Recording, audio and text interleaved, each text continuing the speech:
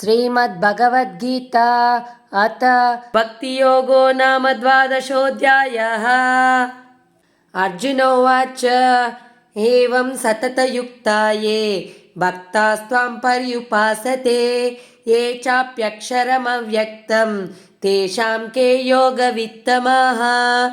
श्रीभगवानुवाच मय्यावेश्य मनो ये मां नित्ययुक्ता उपासते श्रद्धया परयोपेताः ते मे युक्ततमा मताः।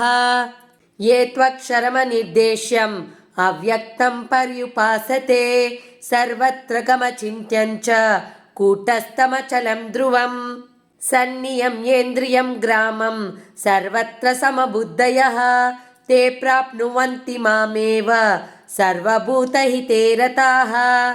क्लेशोऽधिकतरस्तेषाम् अव्यक्तासक्तचेतसाम् अव्यक्ता हि गतिर्दुःखं देहवद्भिरवाप्यते।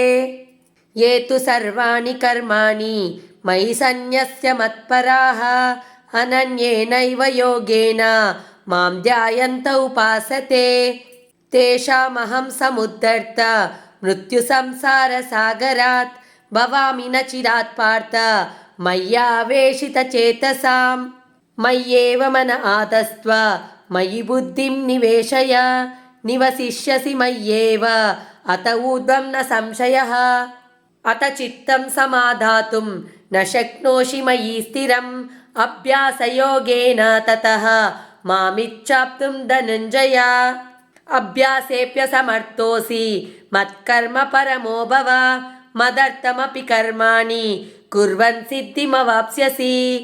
अतैतदप्यशक्तोऽसि कर्तुं मद्योगमाश्रितः सर्वकर्मफलत्यागं तत कुरु यतात्मवान्।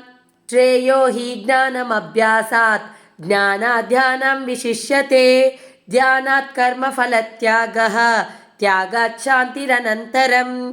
अद्वेष्टा सर्वभूतानां मैत्रः करुण एव च निर्ममो निरहङ्कारः समदुःखसुखक्षमी सन्तुष्टः सततं योगी यतात्मा दृढनिश्चयः मय्यर्पितमनो बुद्धिः यो मद्भक्तः स मे प्रियः।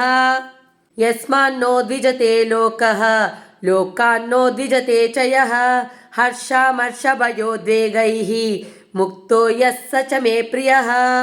अनपेक्षः शुचिर्दक्षः उदासीनो गतव्यतः सर्वारम्भपरित्यागी यो मद्भक्तः स मे प्रियः। यो न हृष्यति न द्वेष्टि न शोचति न काङ्क्षति शुभाशुभपरित्यागी भक्तिमान् यः स मे प्रियः। समशत्रौ च मित्रे च तथा मानापमानयोः शीतोष्णसुखदुःखेषु समस्सङ्गविवर्जितः तुल्यनिन्दास्तुतिर्मौनी सन्तुष्टो येन केनचित् अनिकेतस्थिरमतिः भक्तिमान् मे प्रियो नरः। ये तु धर्मामृतमिदं यदोक्तं पर्युपासते श्रद्धा दाना मत्परमाः भक्तास्तेतीव मे प्रियाः।